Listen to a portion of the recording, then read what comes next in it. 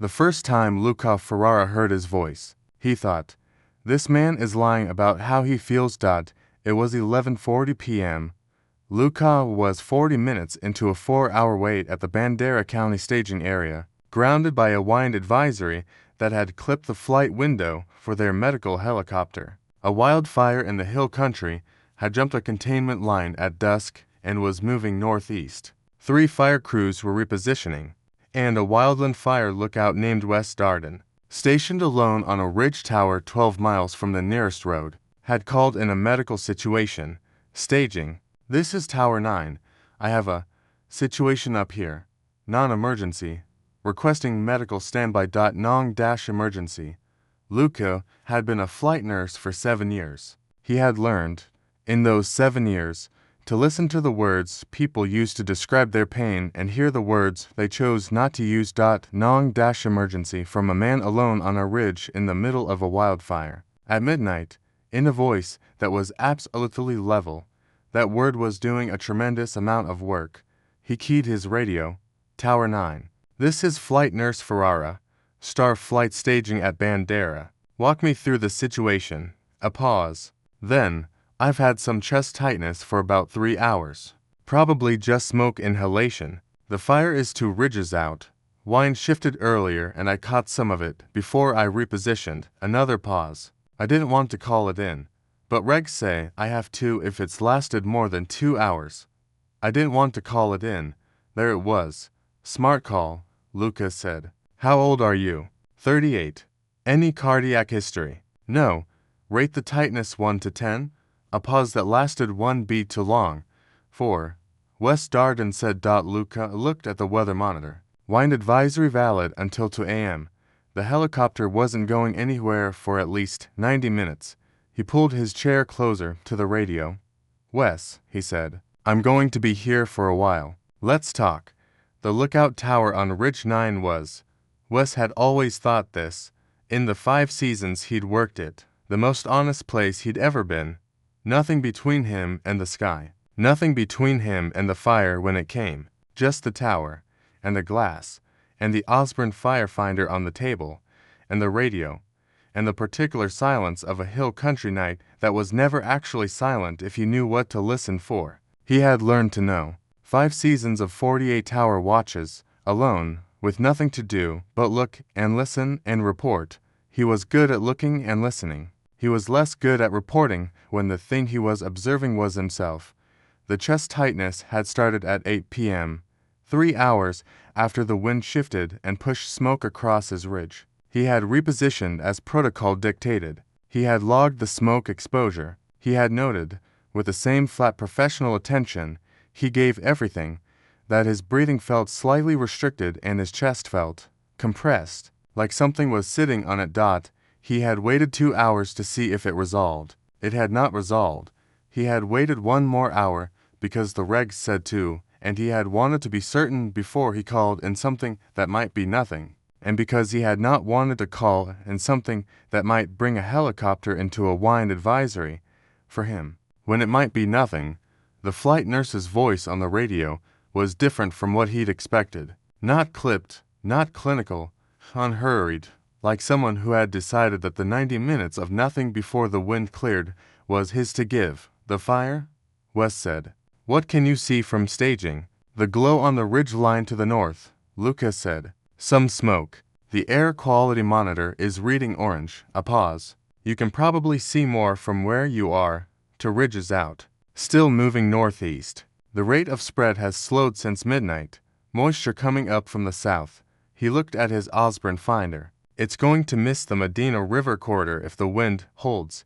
Is that what you're watching for?" "The river corridor. There are ranches in there. 3 families that didn't evacuate." He said it without judgment. "People have reasons. You've been a lookout how long?" 5 seasons here. To before that in the Gila wilderness." He paused. 7 years of watching fires. "What made you do it?" Another pause. This one different. Not the pause of a man managing information, but of a man encountering a question he didn't expect. "Most people don't ask that," Wes said. "I'm asking." He told him. Not the short version. Not the "I like the outdoors" version that he gave when people at bars asked and he could see they weren't really interested. The real version. The version about his grandfather, a forest ranger in the piney woods of East Texas, who had taken a 12-year-old Wes up a fire tower for the first time and said, "This is the job that means nobody else has to do the harder job." The version about the first fire he'd spotted, at 24, from a tower in New Mexico, the way calling in the coordinates and watching the initial attack crew respond had felt like the completion of a circuit, like the point of something finally becoming clear. He talked about what it was like to be the only person who knew where a fire was in the moment before anyone else knew. The responsibility of that, the solitude of that. Luca listened. He listened the way he listened to patients, not waiting for symptoms, but actually listening. Wes could tell the difference. Most people listened for the information they needed. This man was listening for the person giving it, the chest. Luca said, when there was a pause. "Any change? Maybe 5% better. A beat. Possibly my imagination. Probably not your imagination. How's your breathing? Normal depth. No wheeze." He paused. "I'd tell you if it was worse." "I know," Luca said. And then, without a pause, "Why?" "Why what? Why would you tell me if it was worse? 40 minutes ago you called it a non-emergency." A longer pause. "Because you asked," Wes said. "People ask all the time. You asked differently." The radio was quiet for a moment. Outside the tower windows, the fire glow on the northern ridge pulsed once, a shift in the burn. The fire adjusting to something, the way fires always were adjusting, finding their path, following the fuel. "Luca," Wes said. He used the name without deciding to. "Yeah, are you usually this?" He stopped, started again. "Do you always talk to patients like this?" "Like what?" "Like you have time." A pause on Luca's end. "Tonight I have time," Luca said. "And you're not a patient yet. You're a man on a radio." Something moved in Wes Darden's chest that had nothing to do with smoke inhalation. At 1:15 a.m. The wind advisory was downgraded. At 1:22 a.m. Luca's pilot, Elena, cleared the helicopter for flight. "Tower 9, Luca said. "We're coming to you. Flight time approximately 22 minutes. I need you to activate your landing lights and confirm the north face of the ridge is clear."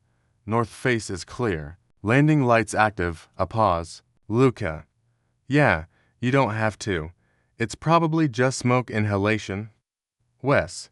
"Yeah, I've been talking to you for 90 minutes. I'm coming." He said it simply, exactly, the way he said things when he meant them and didn't need them to be complicated. He heard the silence on the other end stretch for 2 seconds, longer than a tactical pause, shorter than uncertainty. "Copy that," Wes Darden said. "I'll have the lights on."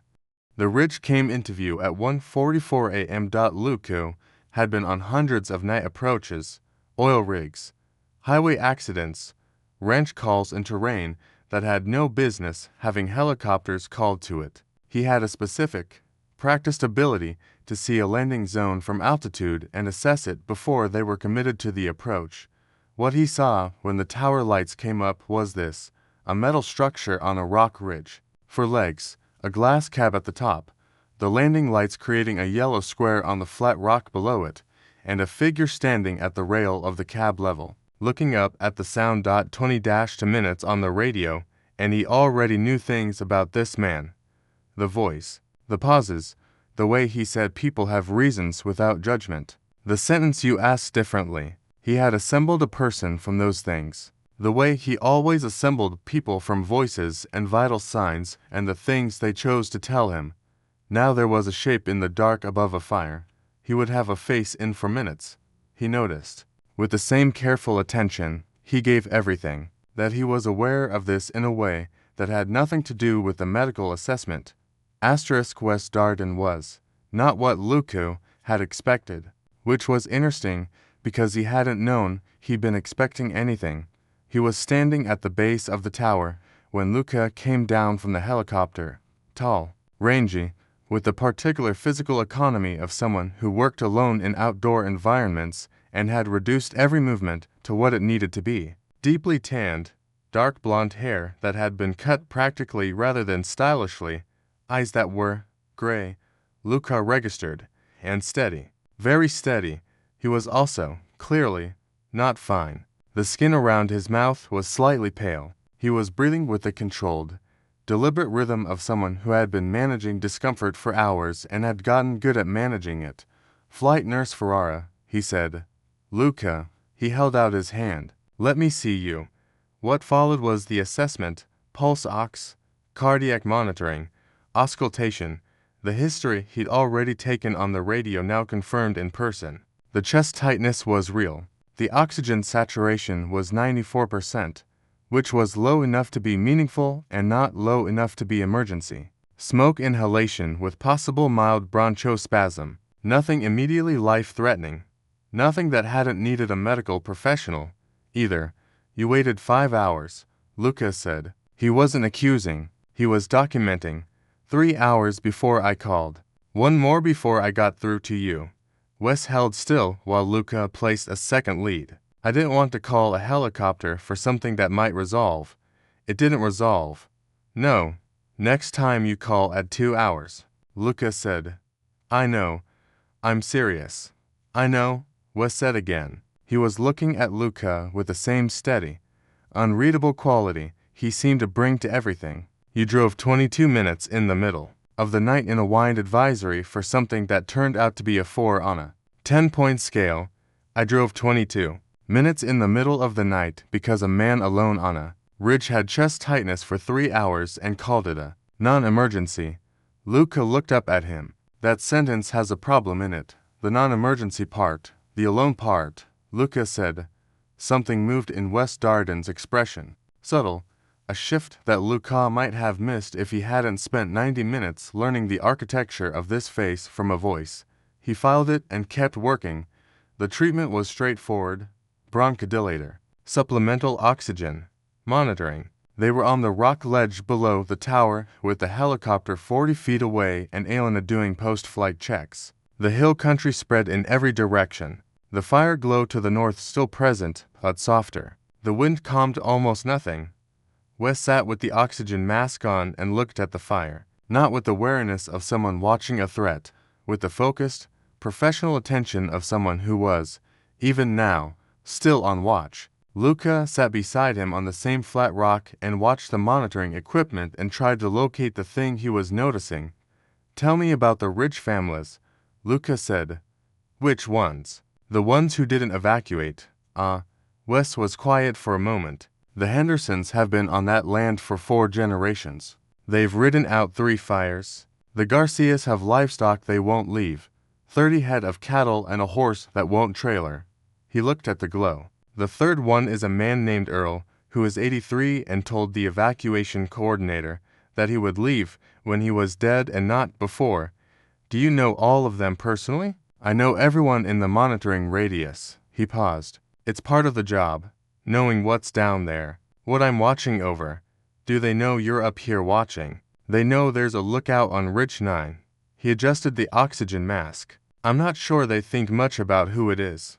Luca looked at him. "Does that bother you?" "No," he said it without defensiveness. "I'm not watching for the thanks. I'm watching because if I see it early enough, they don't have to leave. The ranch stays. The livestock stays." He paused. "Earl stays."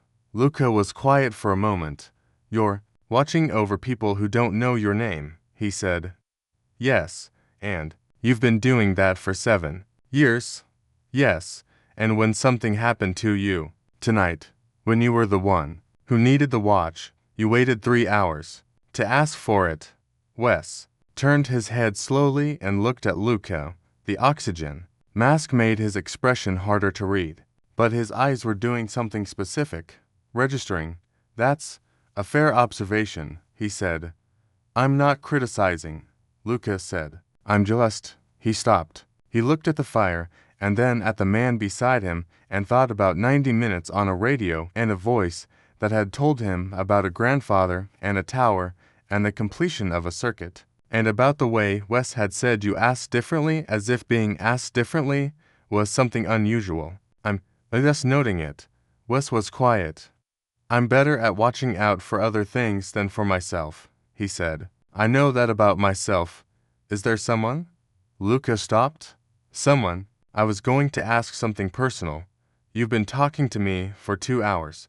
Wes's voice was dry. Ask. Is there someone who watches out for you? A long pause. The fire on the northern ridge pulsed once more and then settled. The oxygen monitor read 96%. Improving. Steady. Not lately. Wes said. They stayed on the rock for 40 minutes. The protocol required it. Monitoring until the oxygen saturation held steady above 95%, which it did, consistently. By 2:30 a.m., Luca watched the numbers and listened to Wes talk about the fire. He was remarkable at it. Not the breathless excitement of someone recounting drama, but the specific, authoritative narration of someone who had watched hundreds of fires and understood them as living systems, where they wanted to go, what they were eating, how the terrain shaped their behavior and how their behavior shaped the terrain. You love it, Luca said. The fires, I respect them, Wes said. Loving them seems like a bad idea, but, a pause, there's something honest about them. They don't pretend. They're not trying to be anything except what they are. They go where the fuel is. They take what they need. They stop when there's nothing left to take. He paused. I find that easier to understand than a lot of things, than people. Sometimes. Luca looked at him. You understand me. Wes turned his head. The oxygen mask was off now. Luca had removed it 10 minutes ago when the saturation held. His face in the firelight was. Luca had been managing the observation of it since they landed, filing it alongside everything else, keeping it in the professional category. It was becoming harder to keep it there. You're easier than most, Wes said. You say what you mean. You notice that. I notice things. His eyes moved briefly to the fire and back. It's the job. It's also you, Luca said. Wes looked at him. Whatever had been moving in his expression for the past hour, the subtle shifts, the registering, the thing Luca had been reading in the space between his words, surfaced briefly, clearly, and then was managed back. But not before Luca saw it. He saw it. He looked at the horizon and chose not to say anything about it. Not yet. There was a time for things. He had learned that from 7 years of arriving in helicopters at the worst moments, that timing was its own kind of medicine, and patience its own kind of care. Saturation is 97%, he said. Holding well. Good, Wes said. I'm going to clear you for the night. You'll need a follow-up with your occupational health provider, and you should keep the supplemental oxygen nearby until morning. He paused. And you should sleep. I'm on watch. You're on watch with treated smoke inhalation and a functioning radio. You can sleep in the chair. Luca stood up and began packing the medical kit. The fire is 2 ridges out and the wind has shifted south. You know that better than I do? Yes, then sleep. He could feel Wes watching him pack. The specific quality of being watched by this man, attentive, direct, unhurried, had settled into something he was carrying alongside the medical kit and the monitoring equipment. Luca, Wes said. He looked up. Thank you for coming, Wes said. I mean, I know it's the job. But, he stopped. Something in his expression that was unguarded and precise, like the landscape around them. Nothing between him and what he was saying. Thank you. Luca held his gaze. Call at 2 hours, he said. Next time. Wes held his gaze and said, I will. He meant it. Luca could tell. He had spent 7 years learning the difference. He called at 5:48 a.m. Not medical. Luca saw the staging area's non-emergency line and picked up before the second ring. Because he had not gone back to sleep after returning from Ridge 9, and he had been waiting, without examining why, for this, Tower 9, the voice said, Luca, he said, a pause with shape to it. You know it's me. I know the time and I know the number. I wanted to update you on the fire. A pause. The spread stopped at 3 a.m. The wind held south. The Medina corridor is clear. Another pause. Earl's place is fine. Good.